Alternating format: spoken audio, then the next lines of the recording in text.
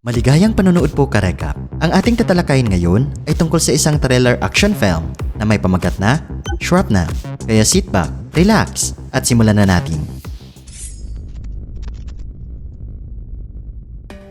Nagsisimula ang pelikula mga ka-recap nang ipinakita sa atin ng isang desperadong ama na nagngangalang Sean na bumiyahe sa border ng Amerika at nagtungo sa Mexico. Napag-alaman niya na ang kanyang anak na babae ay pumunta dito para sa isang holiday trip kasama ang kanyang kaibigan. Ngunit hindi na sila nakabalik. 3 araw na ang lumipas mula nang mawala sila, ngunit walang naitalang report ang mga otoridad. Kaya si Sean na mismo ang naghanap sa kanyang nawawalang anak na babae. Nang makakuha siya ng impormasyon sa isang reliable source, ay pumunta siya sa isang dump site ng mga sasakyan. Pumasok siya sa lugar ng walang pahintulot at hindi nagtagal ay naabutan niya ang sasakyan ng kanyang anak. Sabik na pumasok si Sean at naghanap ng mga pahiwatig, ngunit wala siyang nakitang kapaki-pakinabang. Sa sumunod na eksena ka-recap, siya ay nagmamadali sa pinakamalapit na istasyon ng pulisya at ipinaalam sa kanila ang tungkol sa kanyang natuklasan. Sinundan siya ng 2 pulis at hindi nagtagal ay nakarating sila sa dump site. Gayunpaman, nagulat si Sean nang malaman niyang wala na ang kotse ng kanyang anak. Pilit niyang sinisikap na sinabi na nakita niya ito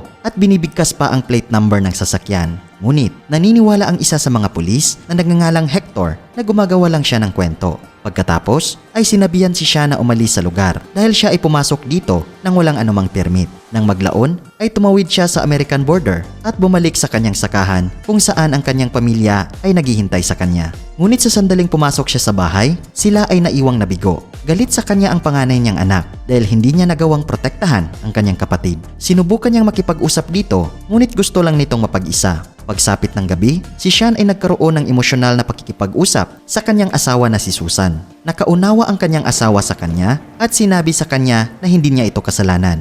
Nang tanungin siya tungkol sa kung ano ang nahanap niya sa Mexico, ay inihayag ni Sean na nakita niya ang kotse ng kanilang anak. Wala siyang nakitang dugo o mga palatandaan ng pakikibaka dito na nagpapahiwatig na ang mga babae ay kinidnap ng walang anumang pag-atake. Inihayag pa ni Sean na nawala ang kotse nang pumunta siya sa istasyon ng pulisya. Hinala niya, pati ang mga pulis ay may kinalaman dito, kaya plano niyang bisitahin ang Consulate General. Kinaumagahan ay binisita si Sean ng isa sa kanyang malapit na kaibigan na si Max. Habang nag-uusap ang dalawa, ay malalaman natin ka-recap na ang parehong lalaki ay dating militar at si Sean ang kernel ng kupunan. Sila ay itinalaga sa mga napakadelikadong misyon at karamihan sa mga ito ay nangangailangan ng kabuuang pagpaslang ng mga kriminal. Nag-aalok si Max na tulungan ang kanyang kaibigan na masubaybayan ang mga kriminal na may pananagutan sa sitwasyon.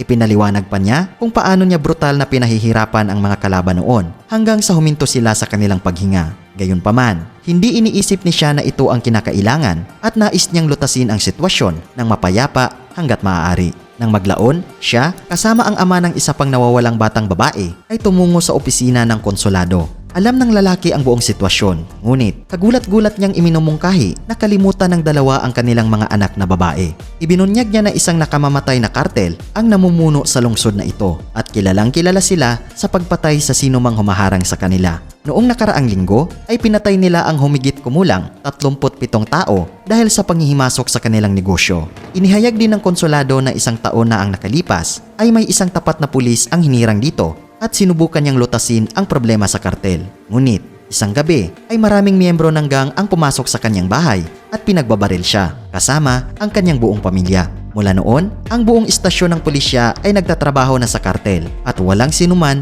ang nangahas na labanan sila. Nang marinig ang lahat ng ito, ang 2 ama ay talagang nag-aalala. Nagtatanong sila kung bakit ang kanilang mga anak na babae ay pinuntirya, kung saan ipinaliwanag ng konsulado na ang kartel ay sangkot rin sa human trafficking. Pagkatapos ay humingi siya ng tawad at sinabi na wala siyang magagawa sa bagay na ito. Napagtanto na wala ng tutulong ay ipinatawag ni Sean ang media at ipinaliwanag ang buong sitwasyon sa live TV. Sinabi rin niya sa kanyang anak na maghintay lang at nangangakong ililigtas siya sa lalong madaling panahon. Ang balita ay pinapanood ng milyon-milyong tao sa buong mundo, kabilang ang pinuno ng kartel na si Victor Garza. Gumagawa siya ng kaunting investigasyon at nalaman na si Sean ay isang dating militar na nakatanggap ng iba't ibang medalya para sa kanyang katapangan. Natatakot si Victor na susundan sila ni Sean ng mas maaga, kaya nagpasya siyang kumilos. Nang maglaon ay sa pilitang ipinatawag niya ang 2 lalaki na responsable sa pagkidnap sa mga babaeng Amerikano. Sila ay walang iba kundi si Hector at ang kanyang kasabwat. Pinarusahan sila ni Victor dahil sa pagkabigo sa kanilang misyon dahil dinukot nila ang maling target. Bilang parusa, ay pinag-utos niya ang agarang pagpatay sa pangalawang pulis. Nakaligtas si Hector sa ngayon, ngunit kailangan niyang tulungan silang dalhin ang ulo ni Sean. Pagkatapos ay inutusan ni Victor ang kanyang kanang kamay na ang kanyang kapatid na si Carlos na magtalaga ng ilang mercenaryong tropa sa Texas. Gusto niyang mapatay agad si Sean at ang kanyang buong pamilya sa loob ng 24 hours. Nais din niyang gumawa ng pahayag na ang sinumang manggugulo sa kartel kahit lagpas sa kanilang teritoryo ay magbabayad para dito. Kinabukasan ay isang malaking konvoy ng mga miyembro ng kartel na pinamumunuan ni Carlos ang pumasok sa Estados Unidos sa pamamagitan ng isang lihim na lagusan. Armado sila at sabik na patayin ang pamilya. Kasabay nito ay makikita natin karekap si Sean sa kanyang bukid na nanguhuli ng mga hayop gamit ang kanyang sniper. Nang sinubukan niyang tumutok ay bigla niyang nakita ang mga sasakyang kartel na patungo sa kanyang direksyon. Dahil dito ay naalarma siya kaya mabilis siyang pumasok sa loob ng bahay at inutusan ang kanyang asawa at anak na magtago sa itaas. Pagkatapos ay binaril ni Sean ang mga kaaway at nagawang patayin ang ilan sa kanila. Ngunit kalaunan ay napilitan siyang magtago nang ang buong gang ay nagsimulang magpaputok ng walang pigil. Sa ibang lugar karekap ay kumakain ng tanghalian ng isang pulis nang makatanggap siya ng tawag mula sa istasyon. Sinabihan siyang suriin ang bukid kung saan maraming putok ng baril ang naiulat. Sa bahay ay nagawa ng mga miyembro ng kartel na buksan ang pinto. Ngunit sa sandaling makapasok ang isa ay pinatay siya agad ni Sean. Pagkatapos ay binasag niya ang mga plato sa buong sahig upang subaybayan ang kanilang mga galaw. Dahil sa kawalan ng pag-unlad ay inutusan ni Carlos ang kanyang mga tauhan na dumaan sa magkahiwalay na direksyon. Pinipilit din niyang umakyat si Hector at hanapin ang pamilya. Ngunit ito ay lumalabas na isang masamang desisyon dahil ang mga magkahiwalay na lalaki ay binabantayan pala ni Sean. Walang kahirap-hirap niyang pinaslang ang mga ito habang tinitiyak din na nakatago ang kanyang pamilya. Nahuli rin ni Sean ang tiwaling pulis na si Hector na matatakotin pala. Habang tumitindi ang barilan, ang buong bahay ay puno na ng butas ng mga bala at mga bangkay. Maging ang mga granada ay inihagis na ginagawang mas kritikal ang sitwasyon. Kaya umakyat si Sean sa itaas at pinaalis ang kanyang pamilya sa bintana habang ginugulo niya ang mga mersenaryo. Sa kalaunan ay nakipagbarilan siya kay Carlos, ngunit parehong magaling ang mga lalaki at nabigong magpatama sa isa't isa. Maya-maya ay dumating sa labas ng bahay ang pulis kanina. Sa una ay naniniwala siya na ito ay isang kaso ng karahasan sa tahanan, ngunit nang nakita niya ang isang lalaki na nakamask ay napagtanto niyang seryoso ito. Nakita rin siya ng mga miyembro ng kartel at pinagbabaril siya. Kaya napilitan siyang magtago sa likod ng kanyang sasakyan. Nilapitan siya ng isa sa mga thug, ngunit nagulat sila dahil ang matapang na pulis ay binaril agad sa ulo ang isa sa kanilang mga kasamahan. Dahil dito ay inilipat ng mga miyembro ng kartel ang kanilang atensyon sa pulis at maging si Carlos ay lumabas para tumulong. Sinasamantala ni Sean ang pagkakataon at lumabas siya ng bahay at maingat na inihatid ang kanyang pamilya patungo sa garahe. Binaril niya ang ilang gun sa daan na nagpapakita ng kanyang kahangahangang kasanayan sa pakikipagbarilan. Kasabay nito, sa wakas ay pinabagsak ng gang ang pulis at ngayon ay maaari na silang tumutok muli kay Sean. Ngunit ang ating bida karekap ay nakasakay na sa kanyang sasakyan at mabilis na lumayo kasama ang kanyang pamilya. Dahil dito ay isang matinding habulan ang naganap kung saan si Carlos at ang kanyang mga tauhan ay nagpaputok ng paulit-ulit sa sasakyan ng ating bida. Mahusay na iniiwasan ni Sean ang lahat ng bala at tinitiyak na ligtas ang kanyang asawa at anak. Ngunit nang mapagtanto niyang malapit nang sasabog ang kanyang sasakyan ay nag-isip siya ng ideya. Mabilis siyang umalis at inihinto ang sasakyan sa gilid ng kalsada. Pagkatapos, nang dumating ang mga kalaban ay binaril sila ni Sean ng may sukdulang katumpakan. Nagawa niyang patayin kaagad ang ilan sa kanila kasama na ang driver. Pagkatapos ay pinahinto nito ang kanilang sasakyan at si Carlos ay tinamaan sa pagkakataong ito. Habang nakahiga siya sa lupa at nasugatan ay sinubukan niyang kumilos at sinabi kay Sean na pagsisisihan niya ang kanyang ginawa.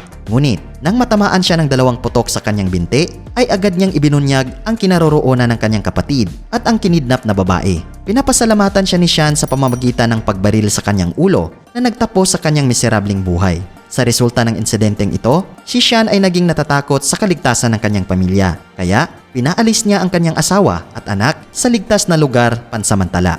Pagkatapos, ay nakipag-ugnayan siya sa kanyang matalik na kaibigan na si Max at tinanggap ang kanyang naunang alok para sa tulong. Dumating kaagad ang brutal na si Max at tila na-miss niya ang kilig sa mga misyong ito. Hindi tulad ni Sean na sinusubukang lutasin ang mga bagay ng mapayapa. Si Max ay isang brutal na mamamatay tao na labis na nasisiyahan sa pagpapahirap sa kanyang mga kalaban. Kahit na sila ay nakikipaglaban sa pinakamalaking sindikato sa Mexico, ay tila nasasabik siya. Nagdala si Max ng arsenal ng mga armas at iba pang mga makinarya. Nagsagawa rin siya ng ilang pananaliksik sa hideout ni Vector at sa mga bodega kung saan niya inilagay ang mga kinidnap na babae. Sa sumunod na eksena ka-recap ay dumaan ang dalawa sa American border at tumungo sa target na lokasyon. Nagmamasid sila sa malayo habang si Vector ay pilit na inaalam ang kinaroroonan ng kanyang kapatid. Lumalabas na hindi pa rin niya alam na si Carlos ay napaslang na. Pagkatapos, nang walang anumang karagdagang abala, ay kinuha ng mga dating sundalo ang kanilang mga sandata at pumasok sa mansyon. Gamit ang kanilang karanasan at kakayahan sa pakikipaglaban, ay nagawa nilang ibagsak ang mga gwardya ng sunod-sunod. Narinig ni Vector ang mga putok ng baril mula sa kanyang silid at natakot siya. Napagtanto niya na sa wakas ay dumating na ang mga Amerikano para sa kanya at hindi na siya makaisip ng paraan upang makatakas. Sa kabilang banda ay ipinagpatuloy ni Max at Sean ang kanilang pagsasalakay. Lumilitaw na sila ay napakahusay at ni isa sa mga goons ay hindi makalapit sa kanila. Kahit na ang pinuno ng seguridad na isang maskuladong lalaki ay pinaputukan na parang isang napakaliit na suro lamang. Sa huli ay nakarating ang dalawa sa kwartong pinagtaguan ni Vector. Ang lider ng kartel sa simula ay sumubok na kumilos ng matigas at matapang na sinasabi na ang kanyang mga tauhan ay darating para magiganti. Ngunit nagalit si Sean at nakipagtalo sa kanya at hinihiling na malaman kung saan ang kanyang anak na babae. Nang hindi na niya makayanan ang parusa ay pumayag si Vector na dalhin sila sa lokasyon. Sumakay ang tatlo sa isang sasakyan at hindi nagtagal ay nakarating sila sa bodega kung saan dinala ang mga babae. Sa puntong ito ay hindi pa rin nahirapan si Max at Sean na patayin ang mga bantay na kalaban. Pagkatapos, ang ating bida ka-recap ay namamahala upang mahanap ang kanyang anak na babae at sila ay nagkaroon ng isang emosyonal na muling pagkikita. Nandoon din ang kaibigan niya na buhay at nasa mabuting kalagayan. Bago dumating ang iba pang mga thugs, ay mabilis na kinuha ni Sean ang mga babae at umalis sila doon. Sa pagkakataong ito ay hindi pa tapos sa pagiging brutal si Max. Mayroon pala siyang karumal-dumal na balak na gustong gawin. Pagkatapos ay inilabas niya ang kanyang kutsilyo at nilapitan ng isang duguang si Vector. Kinaumagahan ay dumating si Max malapit sa isang pampublikong dambana at inilagay doon ang pugot na ulo ni Vector at nasiyahan siya sa kanyang ginawa. Pagkatapos, si Sean at ang kanyang buong pamilya ay muling nagsama at bumalik sa bukid upang ipagdiwang ang kanilang pagtatagpo muli. At dito nagtatapos ang pelikula mga ka-recap. Kung nagustuhan nyo ka-recap ang movie recap natin ngayon, ay inanyayahan kita na mag-subscribe at pakipindot na din ang notification bell para palagi kang updated sa mga susunod naming videos. Maraming salamat sa panunood. Cheers!